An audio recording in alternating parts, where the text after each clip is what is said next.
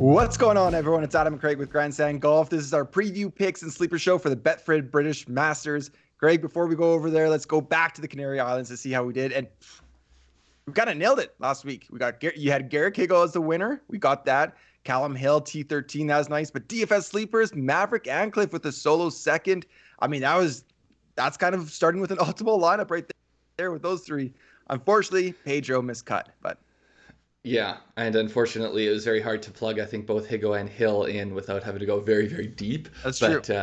Yeah, Oriole was the one that hurt my lineups. Yeah, for sure. A little bit of mine too. And to be perfectly honest, I just put in one. I didn't put in Higo, so I made that mistake. I think I got to listen to you this week.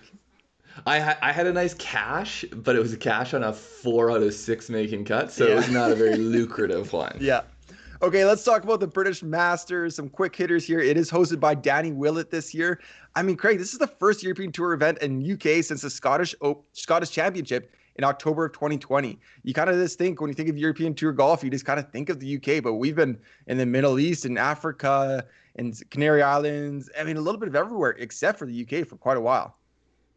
Yeah, and who knows, with the way things are going, Scottish Championship might not be in the UK pretty soon. But that's a whole nother matter that we're not going to get into. But this is an interesting event. It's part 1 of 3 of 2021 US Open qualifying. So that's going to be the Hammerland as well and the Porsche Euro Open. So the top 10 points getters from there that are not already qualified for Torrey Pines will get an invite to the US Open. So big points opportunity.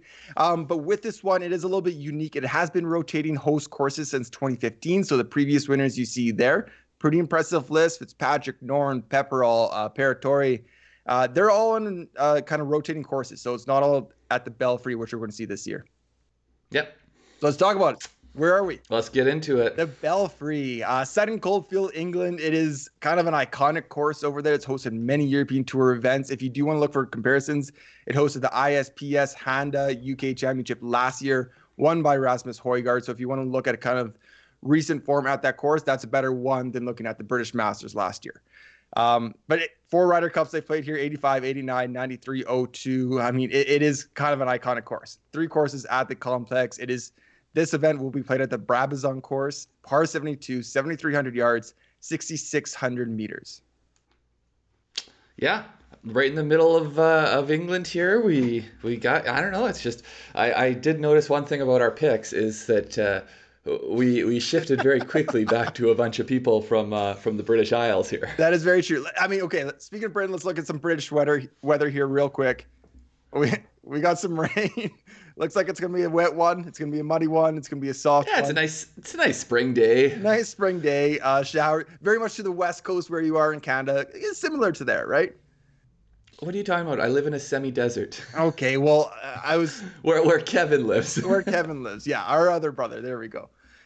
Wind doesn't look to be much of an issue. I was looking quickly at wind finder, see some splits. Doesn't look like there's going to be much advantage either way. So kind of just looking at rain entire day. Yeah, a soft course. I mean, that's the takeaway, I think, is that a soft course, you think that would make it a little bit easier to score. Yeah.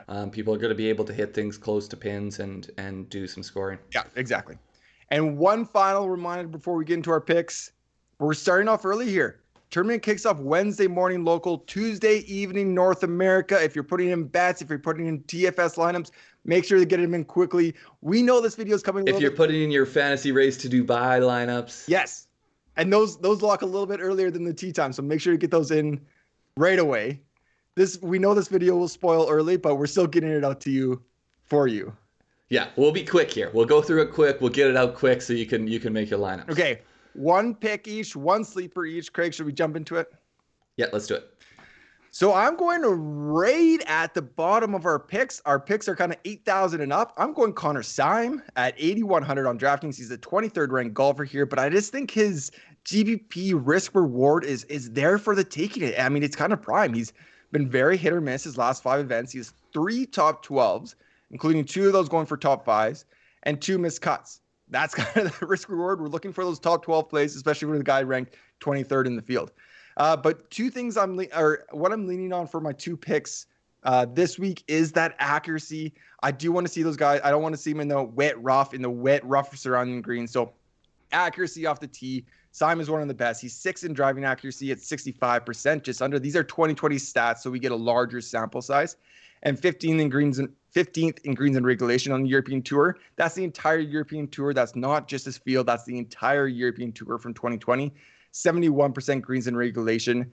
The one weakness we have with Connor is his putter. He's not a great putter. He hasn't really been, but if he can pop, then he could definitely get one of those high finishes. But I just think with the rain, with the softer greens, maybe that levels it out a little bit and gives him, more in the mix for an average putter. So I like Connor this week. I just think I kind of just feel like his 8,100 price tag is too low.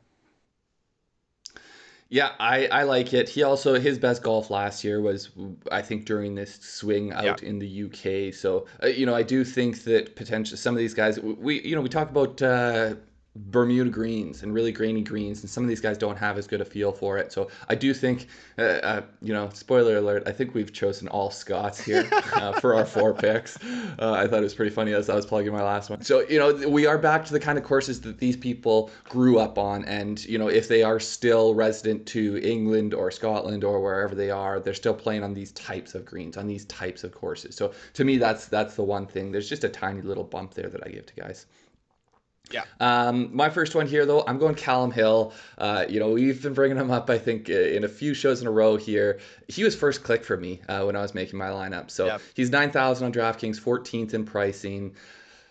You look at his strokes gained total. So again, these are adjusted, to make everyone on all the tours the same. So these look low, but if essentially add like a full stroke for what they would be scoring on the European Tour, I think is a rough way to look at it. So last 3 months, he's minus 0.15. That's 13th in the field. 6 months, he's plus 0.26. 4th in the field, and over the last 12 months, he's minus 0.28, 16th in the field. So I think you're getting really good value. Then you look at the last 7 starts, there's 2 missed cuts in there. So, 9,000, you don't really want to have someone who's missed 2 of the last 7, but that's fine because you look at what his other ones, 5 top 30s, 4 top 12s, and tied for 3rd at Kenya, tied for 4th at Saudi. 4 top 12s in the last 7 starts. So we're getting those high finishes like that. I love that. You look at it. So I put down putting is a strength here. I don't know, Calum, he's good everywhere. So so far in 2021, he's averaging 0.71 strokes gained putting, which is very good. It's 26 on the European Tour. And it was 0.4. So, he's top 30 even last year with a full season of data. But his tee to green still, so far this season, he's plus 0.82. And the season before, he was plus 0.43. But it's really just like if you were to hang his hat on the one thing that he does the best of people. But he does everything well. So, I think there's that upside there. And then I just pulled this up now. But he was tied for 9th here. So I know you said there's a few courses at Belfry. I don't know if at the Handa last year, if it was this exact same course, but if it was, he was a top 10 here last time. I believe that's right. So, yeah. I mean, I kind of think of a guy like Matt Fitzpatrick, great putter, but he's also just really good everywhere else. There's balance, but putting is a strength. Yeah. I mean, you also have him over there in a rain jacket, so clearly he's going to handle the weather just fine. He's going to know how to the right apparel to carry, make sure his caddy has the umbrella, keeping the grips dry, all those things. Okay, let's jump into our sleepers. Usually we're 8,000 and below. I think we're under 7,500 for these ones. Yeah. Let's talk about some more Scots. Richie Ramsay is my sleeper. He's 7,000 on DraftKings, 60th ranked there. I think that is just way too low for this kind of caliber of player. So he's coming off 6 straight made cuts on the European Tour, almost improving every single week. So he's gone 58th, 47th, 42nd, 29th, 22nd, and 23rd. Just missed out on improving last week from the 22nd mark, but he's steadily improving. So Richie Ramsay's a veteran. He's in his late 30s, U.S. amateur champ. What has he done? I want to look, how's he been in the last couple of years, last year, last couple of months. So last 3 months, he ranks 28th strokes gained total in the field on Data Golf. So just looking at that, he's a great value with his form coming in. If we zoom out to when he wasn't playing as well, 12 months, he's 54th. Which isn't great, but that's still better than his 60th price ranking on DraftKings. And then if we even took like a larger sample size, when he's had dips and valleys, or peaks and valleys. Yeah, those dips and valleys. Tips and Valleys. In 2 years, he ranks 27th, which is, again, there's like great value at his 60th price rank. So like Connor, what does he do well is that accuracy. So 2020 European Tour season ranks, he's 12th in driving accuracy at 63%. 39th in greens and regulation, 69%. This is going to be a tougher test than we've seen on the kind of resort courses of late in the Canary Islands. So there will be more bogeys. There will be more higher numbers. If you keep it in the fairways, if you keep it on the greens, you're less likely to make those numbers. If it turns into a birdie fest, it opens up a little bit more. But I kind of like Ramsay. I think it's a pure value play at 7,000. Yep, I like it. I don't know why we managed to go Scots. I think we saw the weather forecast and saw that it was going to be gray and dreary, and so we figured Scots would be in their element. But I've got the last one coming at you. Scott Jamieson, 7,400. He's 40th in pricing. Again, looking at his strokes gained totals from Data Golf, we see. Last 3 months, he's essentially minus a stroke, but 46th in the field. That's about value. But then 6 months, we see really good value. He comes up to 19th in the field. And then 12 months, still 33rd there. So I think there's just value there. The thing, coming off a Pedro Oriole sleeper last week, I wanted to kind of look for a bit of a safer cut maker here. So if I cherry pick results, this is the last 20 starts. So this is from the COVID restart. It works out to exactly 20 starts, 4 missed cuts in that time. So 80% cut make. I like that. That's pretty darn good. You look at a couple of his best finishes. He did have a top 10. I think he was 6th over in one of the Middle Eastern tournaments. But in the UK and Irish swing last year, he had 2 top 10s. Unfortunately, not at this course. But still, I think he plays better on these type of courses. That's the thesis that I'm working with. And then I have putting as strength here. Again, I think this one is much more the case, though, with Jamieson as opposed to Calum Hill.